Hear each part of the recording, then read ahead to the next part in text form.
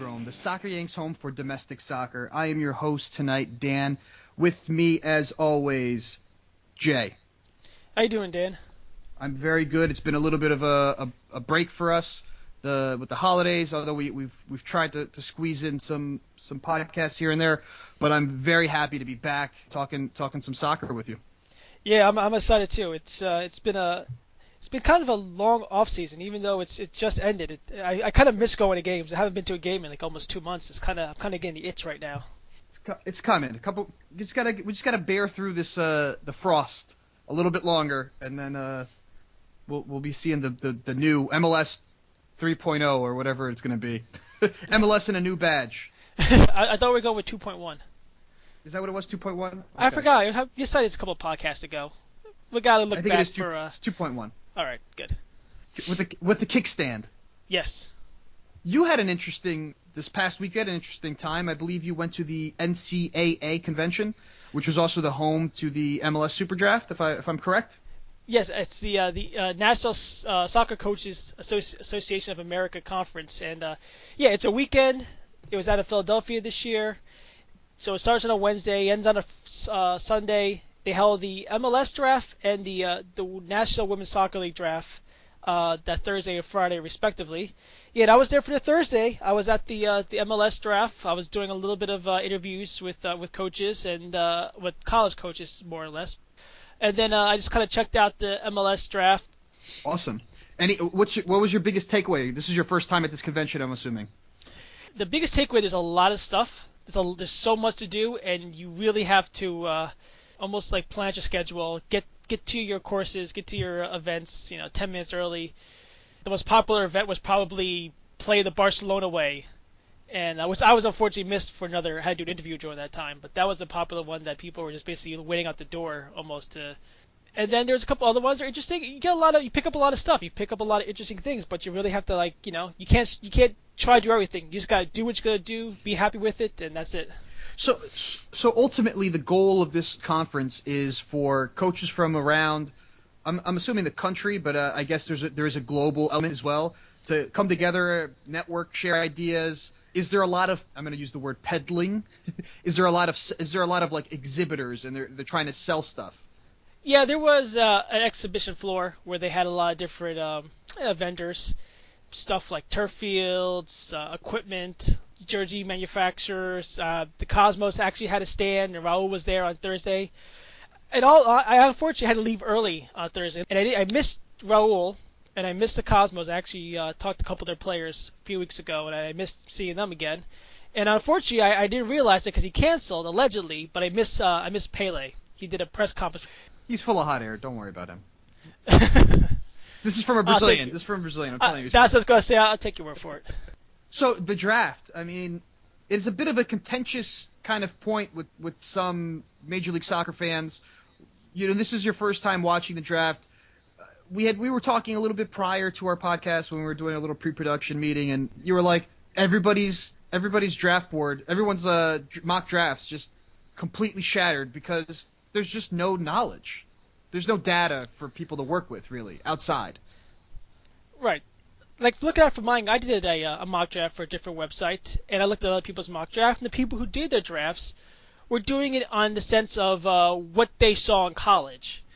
And, obviously the best player in college doesn't necessarily mean the best player for MLS, and obviously Kyle Larin, who's 19 years old, who has played for the Canadian national team senior level a couple of games, who's big, strong, and this kid is built to be an MLS player. You don't see a lot of 19-year-olds built to play in MLS yet.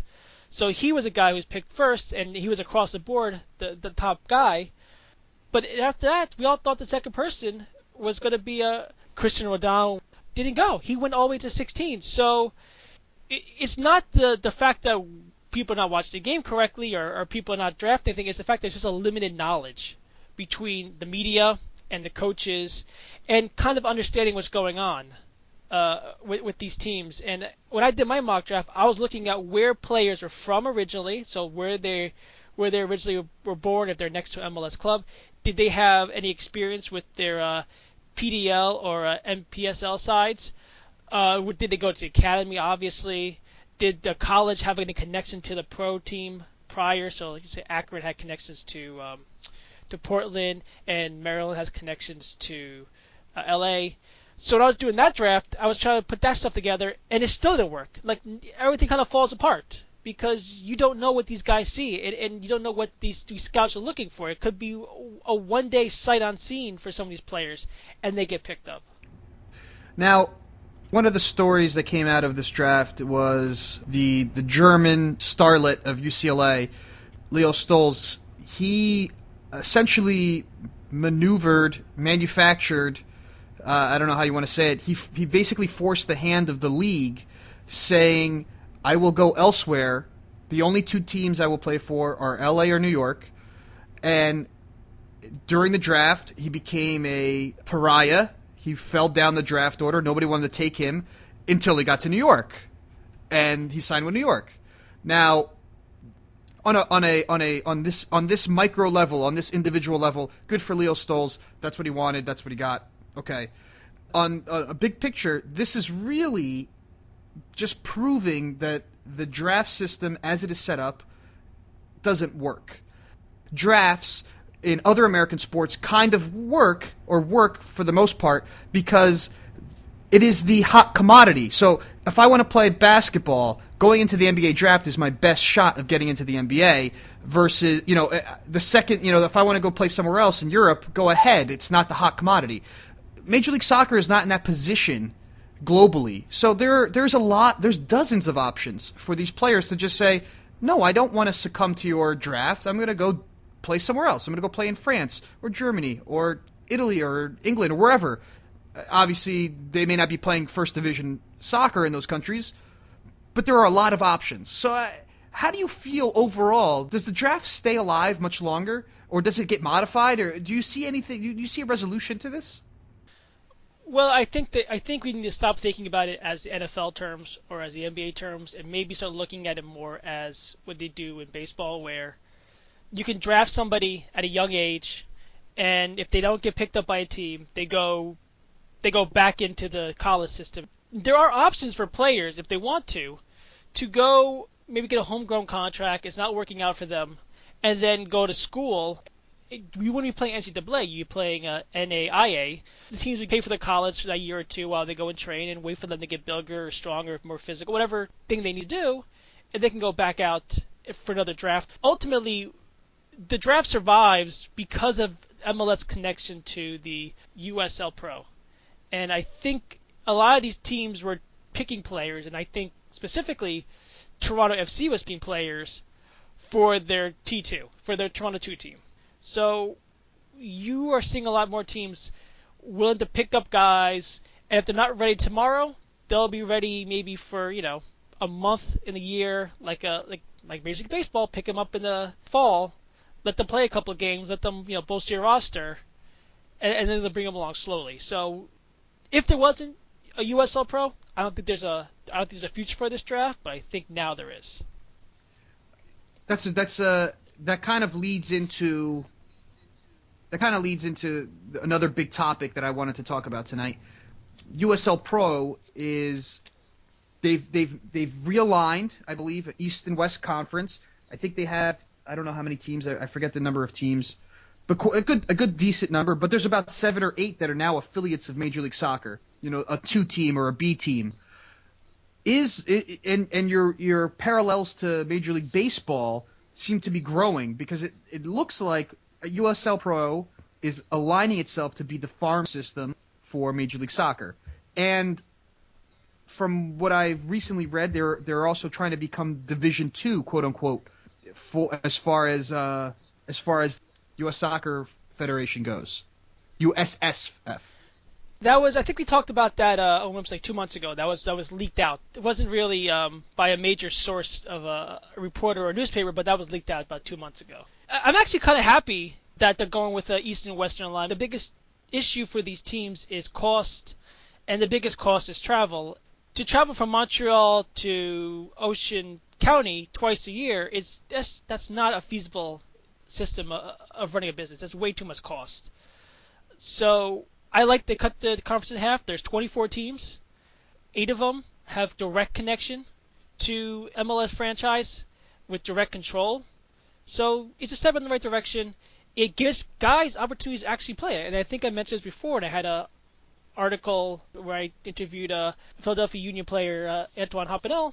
He played 2 years regularly for Philadelphia. They picked up a lot of players last season, a lot of foreign players.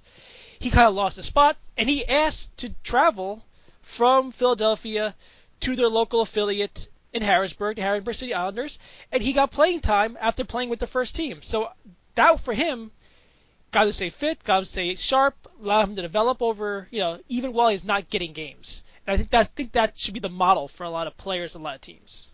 I find this very interesting kind of thing going on. Is Major League Soccer pulling some strings here to get USL-Pro to become some sort of minor league affiliate, and also, in a double whammy move, also trying to push NASL down into a third division to kind of discredit them? I mean, is there some sort of Cold War going on here, do you think, between the leagues? I say yes. However, what does really, in the grand scheme of this, the only thing different, the only thing that separates the teams, the first, second, and third division in U.S. soccer, or the fourth division, there's two fourth divisions, is MLS gets automatic qualifiers to the CONCACAF Championship League, and they get better positioning in the U.S. Open Cup. Aside from those two things, there really is no difference. There's no separation or difference, really, because we don't have Pro Rel. So to me, we can say that, they can do that. Maybe, I don't think they should, because NASL is just going to turn around and probably sue them. Then you have legal battles you got to deal with then, and it could be a way just to kind of, at least to siphon players off of them. Players, at least young players who think they have opportunity to make Major League Soccer teams might just go to USL-Pro instead of going for a little extra money for NASL. Okay, I agree. Probably there's much bigger effect from a young player standpoint. Let's think of maybe about intangibles. Not that there are a plethora of big names in NASL, but there are some. Raul is there. Fort Lauderdale has Ronaldo as an owner. What I'm getting at is it might deter other marquee-type soccer personalities from wanting to entertain ideas of being involved with NASL if they do get pushed even further down.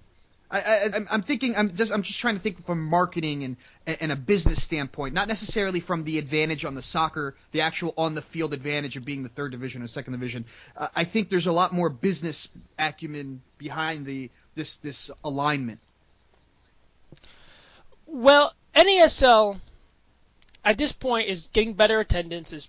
They have more sponsorships. Obviously, that's going to change now with the connection between MLS and USL-Pro. But as long as the money is there, they're just going to stop a guy from overseas towards the end of his career to come to the United States over Qatar, to come to the United States over UAE. India, right. Raul was playing in Qatar, and now he's playing here. I mean, he was closer to New York. It's a better quality of life for him. He said it. So there's always going to be that opportunity, and some guys know they probably can't play MLS. I don't think Raul can play in MLS right now. I mean, he's 38 years old. Looks like in good shape, but only maybe a handful of guys who can still play at that age. We saw one of them leave. Well, we saw two. DeVayo left and Henry left. Switching gears a little bit, the youths. The U.S. men's national team, the under-20s, are currently playing in the CONCACAF Championship. They seem to be putting in a very, what you told me earlier, very American-type performance. What do you see going on with Tab Ramos' men these days? Defensively, they look fine. They've only allowed 2 goals all tournament, and one was a beautiful goal. They allowed to Guatemala. I'm sorry if I blank on the person's name, but he's actually a Dallas FC Academy player. He has a pedigree that he would have made an MLS. He would have made a U.S. team. But when they're playing in possession, they don't have the capabilities to break a game down.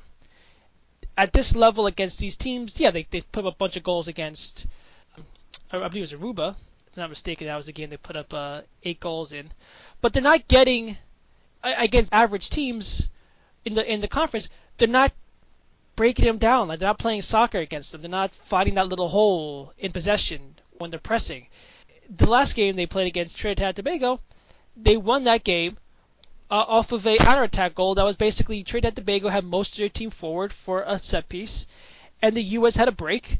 It reminded me exactly of the Landon Donovan goal against Algeria in the South African World Cup, where it was just like this very ugly, sloppy soccer where you just kick the ball down the field, you chase it, and your guys are faster than their guys, and we're going to beat you to it and outwork you. And I thought we were past that, and I really gave Klinsmann and this crew a lot of leeway in developing. I know it takes years to develop players, but this is the first couple years of his system, and these are the first couple of kids in with MLS experience, MLS academy training, and they do not look like they're playing at a world-class level.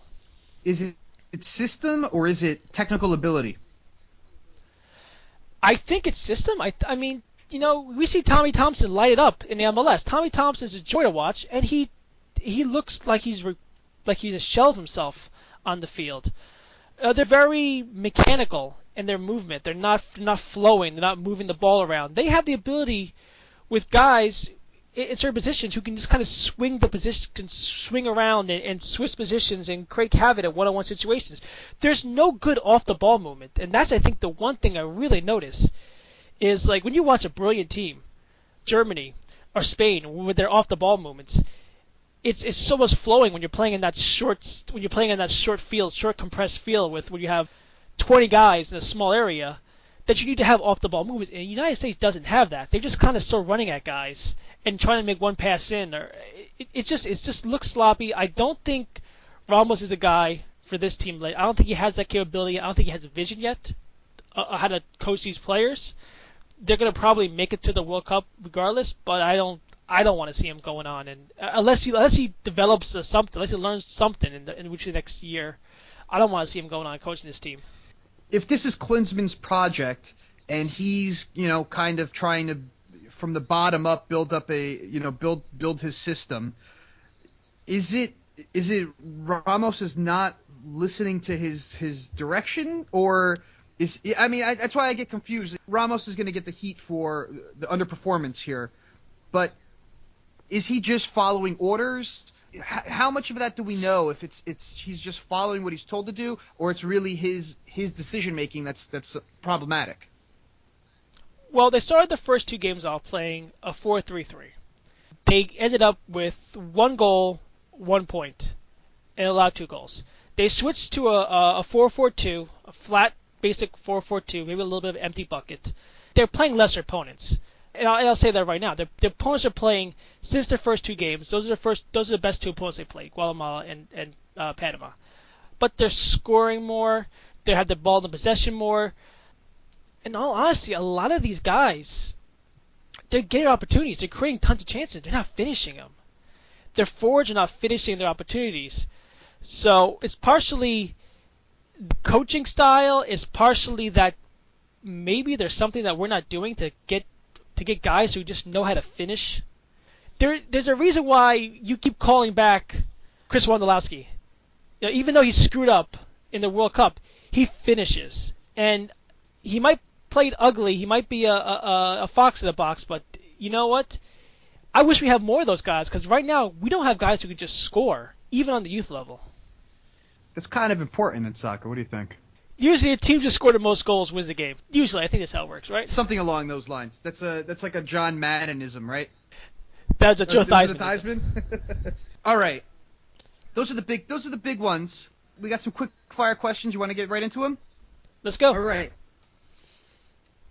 The Battle of New York. Mike Petke was fired by the New York Red Bulls. What might have been the worst move possible from fan viewpoint. And New York City FC never really had a contract with Frank Lampard. Or maybe he did, or maybe he didn't. But he's coming in July, so stop complaining. Both New York clubs have really dug themselves into an early grave for the 2015 season.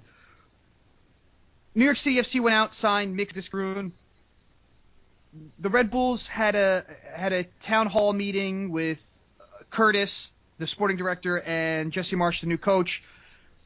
Which club saved the most face since their epic fails? I think the Red Bulls. I think Jesse Marsch saved the Red Bulls, and I think Robles, who was also there, saved the Red Bulls a little bit. Marsch kind of took the questions, he took the heat, he answered the questions, he displayed his competency, he displayed his ability to talk intelligently about things, which a bit of what people say about him. He knows how to articulate himself well, he knows how to explain well. The Mitch Diskerud thing is nice, but the guy didn't play in the World Cup. We barely see this guy play at all, if it's not in a U.S. national team jersey. And this Lampard thing was a straight-out lie. We can speculate why Ali Curtis fired Mike Pecky. I speculated it in an article. Plenty of people said it, why he might have thought about it, why he thought of doing it. Ali Curtis hasn't said it outright. I think partially because he doesn't want to, say anything poor about Pecky. I just don't think he has a high regard for Pecky's coaching style. But I think the Red Bulls kind of saved themselves. I also think the Red Bulls also have a little bit more on their side when it comes to the national media as well. Oh, I don't know. I don't know if I agree with you. I mean, I think the Red Bulls probably have a little bit. They're going to get the benefit of the doubt, perhaps. I guess that's maybe what you're saying. But when it comes, well, remember, Marsch and Curtis were both working at MLS soccer headquarters, so the national MLS soccer writers do know them all. Right, and they're not going to get as much shtick from the writers there. I get that, but I think if you look at it from, let's say, from different viewpoints, I think there's different levels of saving face. I don't know. So, for example, for the fans, Marsch and Robles, like you said, they did a much better job of saving face for New York Red Bulls versus New York City FC has done nothing to make the fans feel better. I don't think signing Mitch Diskerud makes up for the lies. You look around at all their marketing and their merchandising, they have been promoting Frank Lampard. There's season ticket holders that were expecting to watch Frank Lampard.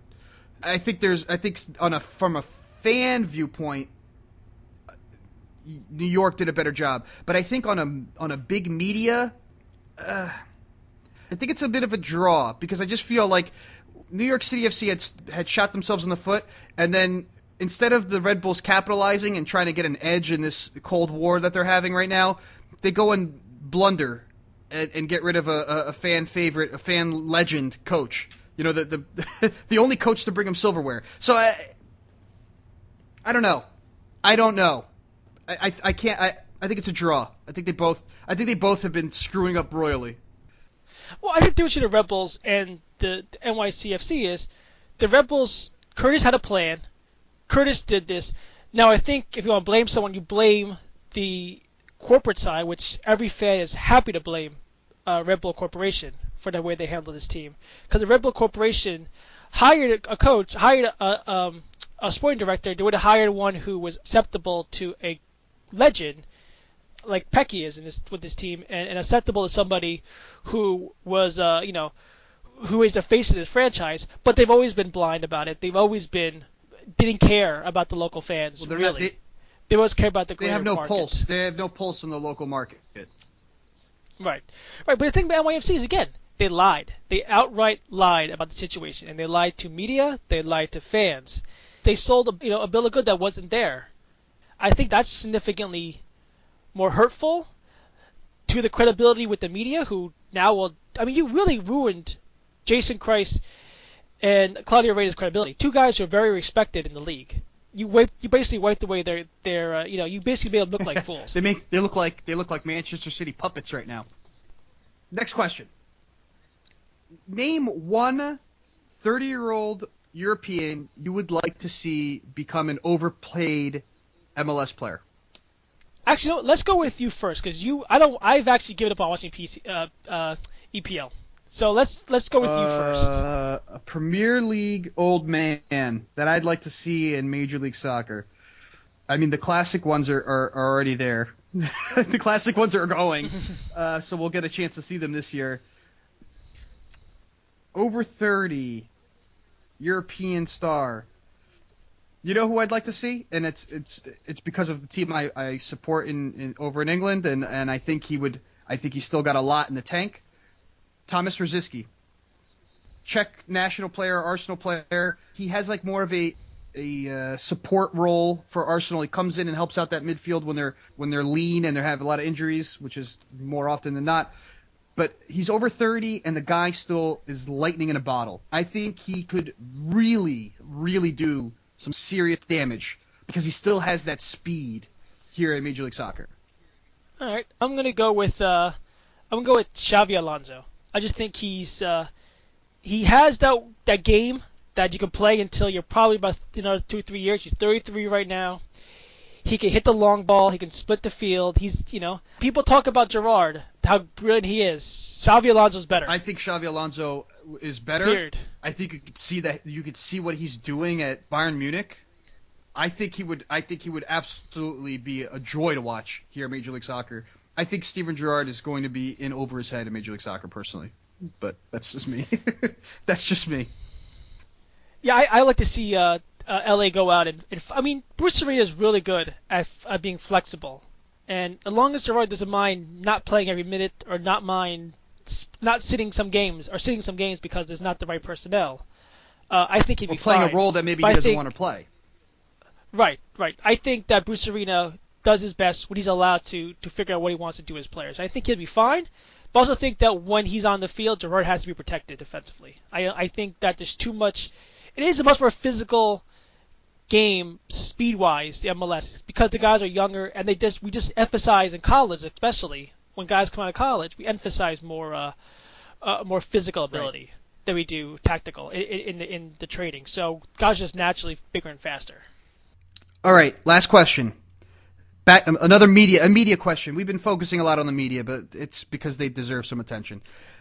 Major League Soccer Superdraft or CBA negotiations, who is getting less coverage? Only thing I've heard about the negotiations so far is what came out yesterday. There's nobody getting regular information, station information. The face of these now the face of it should be Dax McCarty, who is the president. But the face of the negotiations, I think the last time I saw was Altidore and Bradley were the last two voices I've heard talk about this. And to me, those are the guys you kind of don't want talking about this, because the issue with the league right now is that you have TFC spending more money than 16 other teams combined. So the last thing you want right now, the face of the league, is to have the guys who are benefiting the most from the league, making the most money. You want those guys like Dax McCarty, who is those journeyman who's been around for years, who makes a good, respectable MLS living, but he's probably underpaid for what he does for his team. He makes in the $200,000 range, and I think he would be a starter for most teams. He's an important piece for the Red Bulls. So I think there needs to be more faces out there. There needs to be more attention. The draft is just no one follows college soccer. And like I said before, no one knows the philosophies of these teams or what they're looking for, or even these teams. I'll take a little bit of an article I talked about. A person I talked to, Joseph Greenspan, who was the second-round pick. He was a player from Navy, highly touted player. He was All-American. Colorado watched him play one game. They didn't bring him to a combine. They watched him play one game, and then they watched him on TV the rest of the time, and they thought that was enough to draft him. The media's never going to catch up on that stuff. That's just way too secret, or for us to even think of what's going on. I like to be the counter viewpoint, but I can't on this. It's just too. I agree too heavily with you. Nobody's paying attention to college soccer. Next step up is the draft. No one's paying attention to that. Although I do think that the CBA is also, like you're saying, not getting the proper attention. At least it's somewhat generally talked about. I mean, I think there's been some talks about the Toronto signing, the Italian kid that's going to make $7 million a year, and the serious disparity between the highest paid players and the lowest paid players in the league, which I guess in a lot of leagues that happens, but it's that the low end is so low. That's causing some issues. Well, but the thing is that we're not hearing regular interviews. We're not seeing faces of players. It's not like how we're used to negotiations on TV, where we watched the NBA negotiation last time around. we're not getting the constant stream of information, and a lot of it's rhetoric and a lot of it's pandering and posturing, but we're not seeing any of this. And it's a little bit disconcerting because this is the biggest issue right now, because there might not be, I mean, I think there'll be a season, but there might not be the start of a season. You might miss games if the players do choose to strike. Right, absolutely. That, I believe, concludes our podcast for the evening. Thank you, everyone, for listening. For more interesting, great stuff, go to socceryanks.com. Jay is a regular contributor for us. He's given us some exclusive interviews. He's given us some of his good stuff. He keeps some of his stuff for himself. Jay, where can people find your other musings, your other writings? I am primarily on njcollegesoccer.com. Are you writing for anybody else lately? Working on it? I've did a little college soccer writing for College Sports Madness, but now the college soccer season's over. That's slowed down until next season. All right, excellent. If you like this podcast, please share it with your friends, rate, review it on iTunes. Let everybody know that we're doing it. We're still doing it. We take little breaks, but it ain't dead. Thank you for listening, everyone. Catch you next time.